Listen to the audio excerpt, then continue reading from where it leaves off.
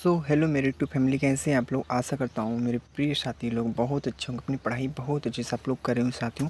तो साथियों देख रहे हैं जो आज की जो वीडियो है आपके लिए बहुत ही ज़्यादा महत्वपूर्ण एवं बहुत ही खास होने वाला है साथियों। ठीक है, तो प्रिय साथी आपसे निवेदन है वीडियो को फुल वॉच करना है, स्किप मत करना। आज मैं बहुत डिमोटिवेट हूँ आप लोग की से, ठीक है, क्योंकि आप लोग वीडियो को फुल वॉच करते नहीं हैं साथियों, और सब्सक्राइब भी नहीं करें, लाइक भी नहीं करें साथियों। आप लोग सपोर्ट नहीं कर रहे हैं, व्यूज़ नहीं आ रहा है वीडियो पे, दिल नहीं कर रहा है वीडियो बनाने के लिए, लेकिन फिर भी बनाना पड़ता है आप लोग के लिए साथियों। ठीक है, क्योंकि बहुत से साथी ऐसे हैं जिनका कमेंट देखकर बनाने का दिल कर देता है साथियों। ठीक है, और कुछ नहीं है, आज देखते हैं क्या होता है साथियों। ठीक है, आपके लिए बहुत ही अच्छे अच्छे प्रश्नों को हमने ऐड किया है जो आपके एग्ज़ाम के लिए बहुत ही ज़्यादा इंपॉर्टेंट मित्र। ठीक है, बहुत मेहनत लगता है वीडियो बनाने में, आप लोग को पता ही है साथियों। ठीक है, जो यूट्यूबर होगा उनको पता होगा साथियों। ठीक है, आज देखेंगे हम RPF कांस्टेबल जी के जीएस प्रैक्टिस सेट पार्ट 36 5 सालों से लगातार पूछे गए प्रश्न 2024 के लिए जो आप लोग एग्जाम देंगे, चाहे कांस्टेबल का चाहे एसआई का, तो मित्र आप लोग के लिए बहुत ही ज़्यादा इंपॉर्टेंट है। वीडियो को फुल वॉच करना है, हम देखेंगे एक एक प्रश्नों को बहुत बारीकी से पढ़ेंगे। आप लोग को उत्तर कमेंट में ज़रूर बताना मित्र। ठीक है, और जो हमारे प्रिय साथी अभी तक चैनल पर नए हैं तो चैनल को सब्सक्राइब जरूर कर लेना साथियों। ठीक है, हम लोग स्टार्ट करते हैं प्यारे साथी। पहले प्रश्न देख रहे हैं, पहला प्रश्न आप लोग के लिए क्या हमारा है। पहला प्रश्न हमारा है, भारत का रेल नेटवर्क कितने किलोमीटर तक फैला है। देख रहे हैं साथियों, ये हमारे रेलवे से प्रश्न है और आपके एग्जाम में पूछने के 100% चांस बनते हैं मित्र। ठीक है, तो ऐसे ऐसे प्रश्न आप लोग एग्जाम में डायरेक्ट पूछ देते हैं साथियों। ठीक है, तो प्रश्न बहुत ज़्यादा इंपॉर्टेंट आप लोग के लिए बताएंगे आप लोग बच्चों। ये प्रश्न का राइट आंसर क्या हो सकता है। 68,525 किलोमीटर, 6,000, 60,000 किलोमीटर, 68,000 किलोमीटर, इनमें से कोई नहीं। तो बच्चों देख रहे हैं कितना ज़्यादा इंपॉर्टेंट प्रश्न है, भारत का रेल नेटवर्क कितने किलोमीटर तक फैला है। तो बताएंगे इस प्रश्न का राइट आंसर आप लोग का A option is the right answer हो जाएगा, यानी 68,525 किलोमीटर तक फैला हुआ है। ठीक है, क्लियर आप लोग को समझ के हमारे पहले प्रश्न को साथियों। ठीक है, अपने नोटबुक में नोट जरूर कर लेना, क्योंकि आपकी एग्जाम के लिए बहुत ही ज़्यादा महत्वपूर्ण होगी। जब भी आप लोग का एग्जाम आए साथियों, नोटिफिकेशन कब आउट हो जाए कोई डाउट नहीं है साथियों। ठीक है, बस आप लोग मेहनत कीजिए और सबसे ज़्यादा फोकस आप लोग को जी के जीएस पे करना है, क्योंकि यही आप लोग का स्कोरिंग सब्जेक्ट है, यही आप लोग का स्कोर उठा सकता है, आप लोग को वर्दी दिला सकता है। ठीक है, चलते हम दूसरे प्रश्न को देख लेते हैं। दूसरा प्रश्न आप लोग के लिए कौन है, सर्वप्रथम रेल का प्रस्ताव कब पारित हुआ था। आप लोग बताएंगे कि सर्वप्रथम रेल का प्रस्ताव कब पारित हुआ था। तो 1832 में, 1825 में, 1845 में, इनमें से कोई नहीं। तो देख रहे हैं इस प्रश्न का राइट आंसर क्या हो सकता है। 1832 वाला ऑप्शन जो दिख रहा है, 1832 वाला, यानी आप लोग का A option is the right answer हो जाएगा। ठीक है, क्लियर आप लोग का ऑप्शन नंबर ए वाला हो जाएगा मित्र। ठीक है, तो बस आप लोग को नोटबुक पे नोट करना है और उससे अच्छे से याद करना है। ठीक है, क्योंकि साथियों हर एक वीडियो में 20 प्रश्नों को लाता हूँ साथियों, जो आप लोग बहुत अच्छे से प्यारे से देख सकते हैं मित्र। ठीक है, चलते हैं हम देखते हैं अगले प्रश्न को। अगला प्रश्न हमारा कौन है, पूर्व मध्य रेलवे का मुख्यालय कहाँ स्थित है। आप लोग बताएंगे पूर्व मध्य रेलवे का मुख्यालय कहाँ स्थित है। हाजीपुर में, कोलकाता में, मद्रास में, इनमें से कोई नहीं। तो देख रहे हैं इस प्रश्न का राइट आंसर क्या हो सकता है। इस प्रश्न का राइट आंसर आप लोग का हाजीपुर हो जाएगा, यानी आप लोग का हाजीपुर जो दिख रहा है, लिख दे रहा हूँ यहाँ पे मैं हाजीपुर बच्चों। तो आप लोग का राइट आंसर आप लोग का हाजीपुर, ए ऑप्शन आप लोग का राइट आंसर हो जाएगा। ठीक है, क्लियर है हमारा 3 प्रश्न बहुत अच्छे से क्लियर हो गया कि आप लोगों को कोई डाउट हुआ नहीं ना। जब भी आप लोग को अच्छा लगे, दिल आप लोगों को करीब सब्सक्राइब करने के लिए तभी कीजिए, आप लोगों को कोई जोर जबरदस्ती नहीं है प्रिय साथी। ठीक है, ये नहीं कि मेरे चैनल को सब्सक्राइब ही कीजिए, लाइक ही कीजिए साथियों। ठीक है, बस आप लोग को वीडियो को फुल वॉच कीजिए, क्योंकि वीडियो आपके लिए बहुत ही ज़्यादा इंपॉर्टेंट है। ठीक है, अब हम चलेंगे अगले प्रश्नों को देखेंगे साथियों। अगला प्रश्न हमारा कौन सा, हमारा अगला प्रश्न है, चौथा प्रश्न है, क्या है पढ़ सकते हैं। पेरिस पैरालंपिक 2024 में एथलीट निषाद कुमार ने ऊंची कूद में कौन सा पदक जीता था। तो बच्चों बताएंगे प्यारे आंसर इसका क्या हो सकता है। पेरिस पैरालंपिक 2024 में एथलीट निषाद कुमार ने ऊंची कूद में कौन सा पदक जीता था। रजत पदक जीता था, गोल्ड, कांस्य, इनमें से कोई नहीं। तो बता दे बच्चों इस प्रश्न का राइट आंसर आप लोग का रजत पदक जीता था। ठीक है, रजत आप लोग का इस प्रश्न का राइट आंसर हो जाएगा हमारा। ठीक है, जितने प्रश्न सभी प्रश्न पूछे गए हैं आप लोग के लिए बहुत ज़्यादा इंपॉर्टेंट है साथ में, बहुत ही रिपीटेड प्रश्न है, बहुत बार रिपीट हुए हैं। ठीक है, ये SSC GD वालों के लिए भी इंपॉर्टेंट हो सकते हैं, साबित हो सकते हैं, तो इसको भी अच्छे से आप लोग याद कर लेना। ठीक है, अब हम चलेंगे अगले प्रश्न को देखेंगे। अगला प्रश्न हमारा कौन सा, पांचवा प्रश्न है, बोलेगा भारत में गरीबी हटाओ और आत्मनिर्भरता की प्राप्ति का मुख्य उद्देश्य था। तो क्या था, पांचवी पंचवर्षीय योजना, द्वितीय पंचवर्षीय योजना, प्रथम पंचवर्षीय योजना, इनमें से कोई नहीं। तो बताएंगे आप लोग इस प्रश्न का प्यारा आंसर जाता है पांचवी पंचवर्षीय योजना, आप लोग का ए वाला ऑप्शन इस प्रश्न का राइट आंसर हो जाएगा बच्चों। ठीक है, अब हम चलेंगे अगले प्रश्न को देखेंगे। बहुत अच्छे अच्छे प्रश्न लिए हैं आपके लिए, बहुत ही ज़्यादा इंपॉर्टेंट है। ठीक है, अगला प्रश्न कौन सा आप लोग के लिए देख रहे हैं, भारतीय संविधान की लागू होने का समय समवर्ती सूची में कितनी विषय थी। भारतीय संविधान के लागू होने का समय समवर्ती सूची में कितने विषय थे। देख रहे हैं ये हमारा पॉलिटी से प्रश्न बन गया। किससे? पॉलिटी से प्रश्न बन गया है। आप लोग के लिए बहुत ज़्यादा इंपॉर्टेंट है। यहाँ से 4 प्रश्न पूछे जाते हैं पॉलिटी से। ठीक है, 35 है, 47 है, 42 है, इनमें से कोई नहीं है। तो बताएंगे आप लोग इस प्रश्न का राइट आंसर आप लोग का हो जाएगा 47। क्या हो जाएगा? 47 आप लोग का इस प्रश्न का राइट आंसर हो जाएगा। ठीक है, क्लियर है मेरे प्रिय साथी लोग आप लोग। अब हम चलेंगे अगले प्रश्न को देखेंगे। अगला प्रश्न आप लोग की स्क्रीन बोर्ड पे हमारा 7वां प्रश्न है। कितना ज़्यादा इंपॉर्टेंट है, आप लोग प्रश्न को पढ़ते ही आप लोग समझ सकते हैं कि बोला है 44वें संविधान संशोधन द्वारा संपत्ति के अधिकार को मौलिक अधिकार से कब हटाया गया था। बताएंगे आप लोग 44वें जो संविधान संशोधन द्वारा संपत्ति के अधिकार को मौलिक अधिकार से कब हटाया गया। तो 1951 में, 1978 में, 1975 में, इनमें से कोई नहीं। तो बता दी इस प्रश्न का राइट आंसर आप लोग को हो जाएगा 1978 वाला ऑप्शन राइट आंसर बी वाला हो जाएगा। ठीक है, क्लियर है आप लोग। अब हम चलेंगे अगले प्रश्न को देखेंगे साथियों। अगले प्रश्न को देखते लेते हैं कौन सा प्रश्न आपके लिए 8वां प्रश्न है। बोला है क्या, भारत के राष्ट्रपति जी का पद किस अनुच्छेद में दिया गया है। भारत के राष्ट्रपति जी का पद किस अनुच्छेद में दिया गया है। तो आप लोग बता सकते हैं इस 8वें प्रश्न का राइट आंसर क्या हो सकता है। तो मेरे प्रिय साथी बहुत ही ज़्यादा इंपॉर्टेंट प्रश्न है। आप लोग किसी प्रश्न को भी हल्के मत लेना, क्योंकि बहुत ही ज़्यादा इंपॉर्टेंट मैं ही क्या बताऊं साथियों। ठीक है, बहुत मेहनत लगता है वीडियो बनाने में, आपके लिए बनाना पड़ता है। बहुत मेहनत किया हूँ, इसमें 3 घंटा हमारा वेस्ट हुआ है आप लोग के लिए साथियों। ठीक है, क्योंकि जो पहले का एनालिसिस, जो मैंने पहले का जो आप लोग के एग्जाम प्रश्न पूछे गए उसको एनालिसिस किया, देखा किस किस टॉपिक से कितने कितने ज़्यादा प्रश्न पूछे गए हैं। सब कुछ मिक्सिंग करके आप लोग को मैं बता रहा हूँ शॉर्ट में बच्चों। ठीक है, तो भारत के राष्ट्रपति जी का पद किस अनुच्छेद में दिया गया है। तो बताएंगे 53, 52, 65, इनमें से कोई नहीं। तो देख सकते हैं इस 8वें प्रश्न का आप लोग का राइट आंसर आप लोग का 52 हो जाएगा।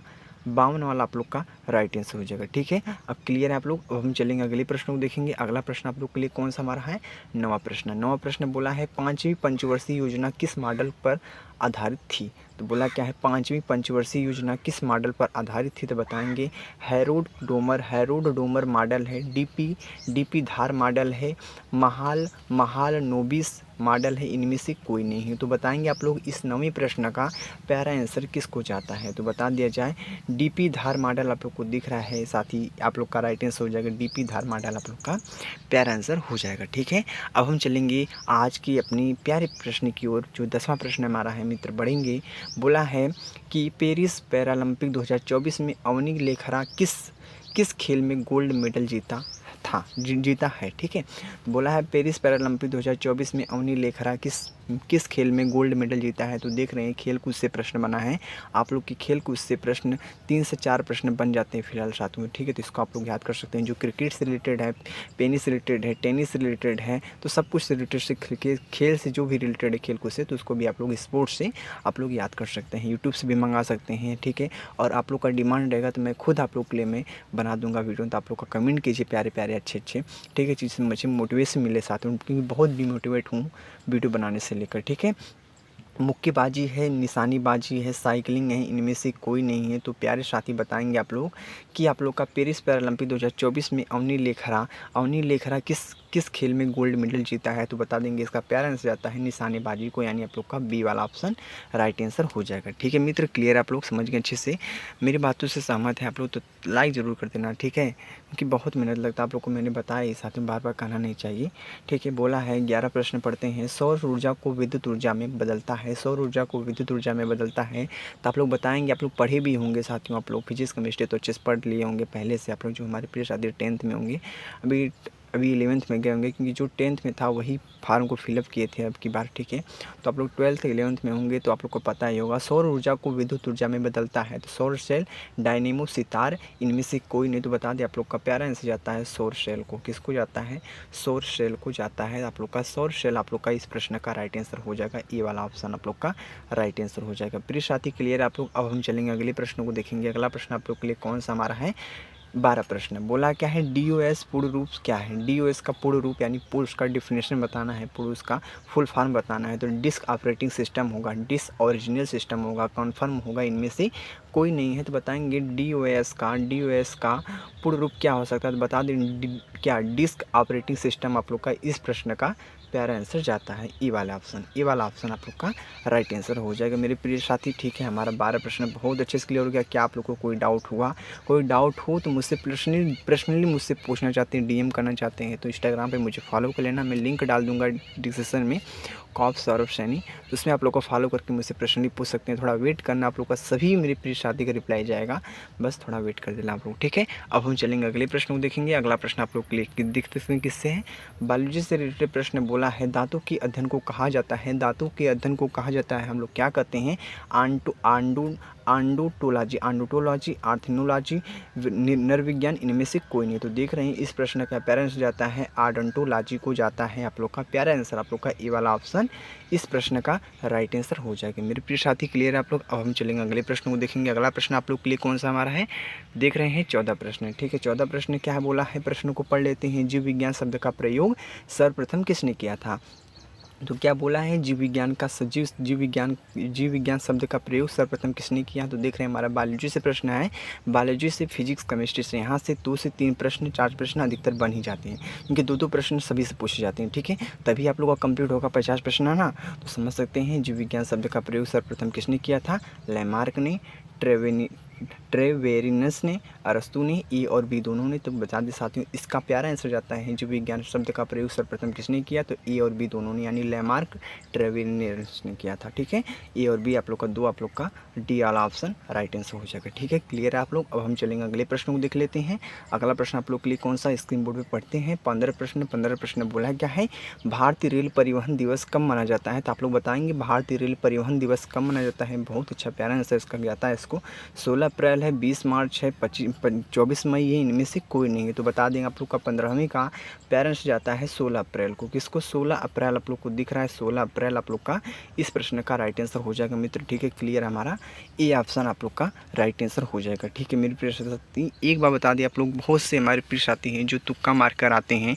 ये डाउट उनका क्लियर कर दूँ मैं, क्योंकि बहुत से मेरे प्रिय साथी कमेंट भी करते हैं कि एग्जाम में जाएँ, क्वेश्चन को समझ नहीं है तो तुक्का मार के चले हैं। साथियों बता दें, वो विद्यार्थी तुक्का मारता है जिन विद्यार्थियों को समझ में प्रश्न नहीं आते हैं, क्योंकि वह विद्यार्थी तुक्का अधिकतर मारते हैं जो भी 10th पास किए हैं, 12th पास किए हैं। ठीक है, अधिकतर जो 10th पास किए हैं, फॉर्म फिलअप किए हैं, वो तुक्का मार कर आएंगे अधिकतर बच्चे। ठीक है, क्योंकि बहुत से बच्चों का ये कहना होता है मैं जा रहा हूँ, पेपर देखूंगा किस प्रकार से, किस तरह से प्रश्न पूछे जा रहे हैं। ठीक है, ये नहीं उनका होता है कि नहीं पहले अटेम्प्ट में हमको निकालना है, पेपर को क्वालिफाई करना है, मुझे वर्दी चाहिए। आप लोग पहले से मेहनत कर लेंगे, 4-5 महीने का कोर्स होता है, आपको अच्छे से क्लियर कर लेंगे। रीजनिंग हो गया, मैथ हो गया, जीके जैसा अच्छे से क्लियर कर लेंगे तो आप लोग का सिलेक्शन कोई रोक नहीं सकता मेरे प्रिय साथी। आप लोग बस अच्छे से पॉलिटी हो गया, जियोग्राफी हो गया, इकोनॉमिक्स हो गया, हिस्ट्री हो गया, करंट अफेयर्स हो गया, इन स्ट्रेटेजी हो गया, इन सबको अच्छे से याद कर लेते हैं। बाकी मैथ का तो अलग ही पोर्शन है, आप लोग को उसको अच्छे से याद कर सकते हैं आप लोग का।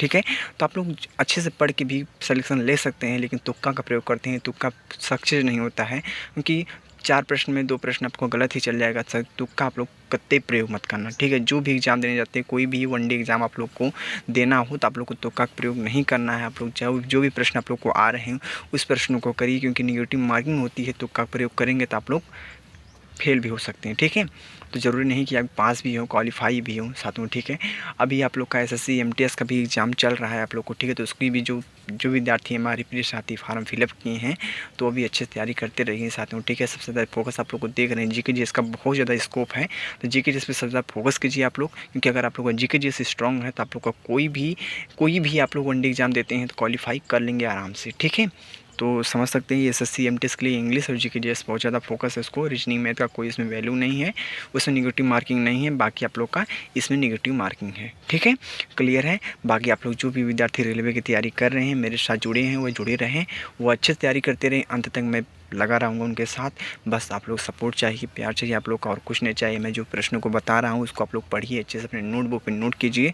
बस आपको अब कुछ भी करने की ज़रूरत नहीं है, जो मैं कर रहा हूँ सब आपके लिए कर रहा हूँ। ठीक है, अब मैं चलता हूँ। 15वें प्रश्न को पढ़ लिया हमने। भारतीय रेल परिवहन दिवस कब मनाया जाता है? तो 16 अप्रैल को मनाया जाता है।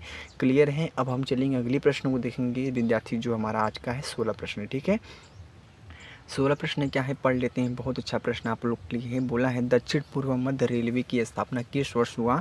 तो देख रहे हैं रेलवे से प्रश्न है तो इम्पोर्टेंट ही होगा आप लोग के लिए, तो आप लोग पढ़ सकते हैं। दक्षिण पूर्व मध्य रेलवे की स्थापना किस वर्ष हुआ। तो 1 मार्च 2002 को, 1 अप्रैल 2003 को, 1 मई 2004 को, इनमें से कोई नहीं। ठीक है, तो आप लोग बताएंगे इस प्रश्न का राइट आंसर जाता है आप लोग का 1 अप्रैल 2003 को। 1 अप्रैल 2003 को जाता है आप लोग का इस प्रश्न का राइट आंसर हो जाएगा। ठीक है, बी वाला ऑप्शन आप लोग को दिख रहा है, बी वाला आप लोग का इस प्रश्न का प्यारा आंसर हो जाएगा मित्र। ठीक है, क्लियर है। अब हम चलेंगे अगले प्रश्न को देखेंगे। अगला प्रश्न आप लोग के लिए कौन सा हमारा प्रश्न नंबर 17। ठीक है, प्रश्न नंबर 17 है PNR का पूर्ण रूप क्या होगा। PNR का पूर्ण रूप क्या होगा, इसका मतलब फुल फॉर्म बताना आप लोग को। पूर्ण रूप इसका जनरल वेटिंग लिस्ट है, पैसेंजर नेम रिकॉर्ड है, पैसेंजर वेटिंग रिकॉर्ड है, इनमें से कोई नहीं। तो देख रहे हैं 17वें प्रश्न का प्यारा आंसर जाता है आप लोग को पैसेंजर नेम रिकॉर्ड, आप लोग का बी वाला ऑप्शन। ठीक है, बी वाला ऑप्शन आप लोग का राइट आंसर हो जाएगा। ठीक है, पैसेंजर नेम रिकॉर्ड। ठीक है मेरे प्रिय साथी, क्लियर है आप लोग। अब हम चलेंगे अगले प्रश्न को देख लेते हैं। अगला प्रश्न आप लोग के लिए कौन सा है, स्क्रीन बोर्ड पे दिख रहे हैं, व्हाइट बोर्ड पे बताता है हमारा जेलपला दर्रा भारत की किस राज्य में है। तो बताएंगे जेलपला दर्रा भारत के किस राज्य में स्थित है। तो भारत में है, सिक्किम में है, पंजाब में है, इनमें से कोई नहीं है। तो आप लोग को मैंने ये प्रश्न रिपीट भी कराया है, एक बार नहीं बहुत बार मैंने बताया है, तो आप लोग याद कर सकते हैं। आप लोग का सिक्किम आप लोग का इस प्रश्न का पैरा आंसर हो जाएगा। ठीक है मित्र, क्लियर आप लोग, हमारा बी ऑप्शन आप लोग का राइट आंसर हो जाएगा। देख लिए हमने प्रश्न 18 को अच्छे से पढ़ लिया। आप लोग 1 से 17 तक 18 तक पढ़ें कि आप लोगों को कोई डाउट हुआ नहीं होना चाहिए मेरे साथी, क्योंकि इतने अच्छे से मैं बता रहा हूँ, आप लोग को फोकस करके पढ़ना चाहिए, क्योंकि सब यूट्यूबर एक जैसे नहीं होते हैं। ठीक है, तो मेरा कहना है यही, आप लोग बस अच्छे से पढ़िए, आप लोग सिलेक्शन लीजिए और कुछ नहीं करना है, क्योंकि मैं जितने भी प्रश्न को बताता हूँ आप लोग के लिए बहुत ज़्यादा इंपॉर्टेंट होते हैं, जो आप लोग के लिए इम्पोर्टेंट। ठीक है, मैं उन्हीं प्रश्नों को बताता हूँ, क्योंकि मैं भी एक स्टूडेंट हूँ, आप भी एक स्टूडेंट ही हैं। ठीक है, मैं देख रहा हूँ कहाँ कहाँ से प्रश्न पूछे जा रहे हैं, उसको मैं बता रहा हूँ। तो आप लोग फोकस कीजिए अपना पढ़ाई पे, स्टडी पे, तभी आप लोग का सिलेक्शन हो सकता है मेरे प्रिय साथी। अब चलते हैं हम अगले प्रश्न को देख लेते हैं। अगला प्रश्न आप लोग के लिए कौन सा है, हमारा 19 प्रश्न है। ठीक है, 19 प्रश्न क्या है उसको पढ़ लेते हैं। बोला है भूटान की सीमा से लगा राज्य निम्न में से है। तो भूटान की सीमा से लगा राज्य, भूटान से सीमा की लगा राज्य जो है आप लोग को वो नहीं है, ये बताना। आपको बता दें, क्योंकि बहुत से बच्चे इसमें कंफ्यूज होते हैं, अधिकतर कंफ्यूज होते हैं हाँ या नहीं में, क्योंकि जो हमारे प्रिय साथी अभी जाते हैं पेपर देने, कोई भी एग्जाम, वनडे एग्जाम को देने जाते हैं, आप लोग को पता है अधिकतर एग्जाम CBT मोड पे ही आप लोग का हो रहा है, यानी कंप्यूटर बेस्ड पे आप लोग का एग्जाम हो रहा है। तो वहाँ पे भूल जाते हैं, जैसे बोल जाए भूटान की सीमा से लगा राज्य निम्न में से नहीं है, और बहुत से बच्चे पढ़ लेते हैं हाय। ठीक है, नहीं और हाय में बहुत से बच्चे कंफ्यूज जाते हैं। तो आप लोग प्रश्न को बहुत ही अच्छे से पढ़िए, एक ही बार पढ़िए, लेकिन दिमाग लगा कर पढ़िए, ज़्यादा इधर उधर मत देखिए, अपने फोकस कीजिए अपने एग्जाम पे। जब भी आप लोग एग्जाम देने जाते हैं तो प्रश्नों को वहाँ पे टाइम बहुत कम होता है आप लोग के पास। ठीक है, क्योंकि वह टाइम का वैल्यू थोड़ा कम होता है वहाँ पे, तो टाइम को देखते हुए आप लोग को सब कुछ करना होता है।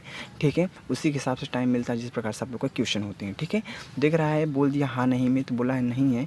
भूटान की सीमा से लगा राज्य निम्न में से नहीं है, तो अरुणाचल प्रदेश है, नागालैंड है, मध्य प्रदेश है, इनमें से कोई नहीं है। तो बता देंगे आप लोग नागालैंड आप लोग का नहीं है। ठीक है, भूटान की सीमा से लगा राज्य निम्न में से नहीं है, तो नागालैंड नहीं है, बाकी अरुणाचल प्रदेश है आप लोग का, ये सब है। ठीक है, तो चलते हैं हम अगले प्रश्न को देख लेते हैं साथियों, जो आज का हमारा कौन सा अंतिम प्रश्न है, यानी 20वां प्रश्न है मित्र। 20वां प्रश्न क्या उसको पढ़ लेते हैं, आप लोग के लिए इंपॉर्टेंट है।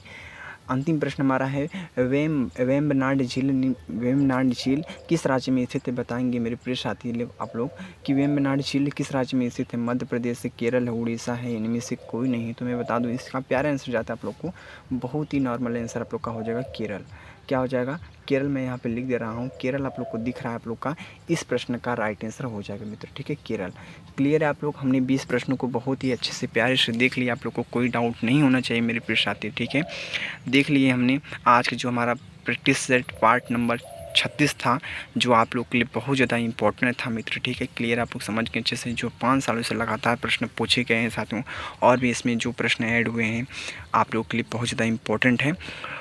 तो मैं बता दूं आप लोग को, सबसे ज़्यादा आप लोग को फोकस आप लोग को जीके जीएस पे करना है, क्योंकि यहाँ से पूरी 50 प्रश्न पूछे जाते हैं। अगर आप लोग को सिलेक्शन चाहिए तो यहाँ पे 40 प्रश्नों को कंफर्म आप लोग को क्वेश्चन को क्लियर करना होगा। ठीक है, 40 प्रश्नों को आप लोग को बहुत अच्छे से क्लियर करना होगा, तभी आप लोग सिलेक्शन ले सकते हैं। बाकी आप लोग का मैथ में बता दें, मैथ में आप लोग के 35 प्रश्न पूछे जाते हैं, रीजनिंग में भी 35 प्रश्न पूछे जाते हैं।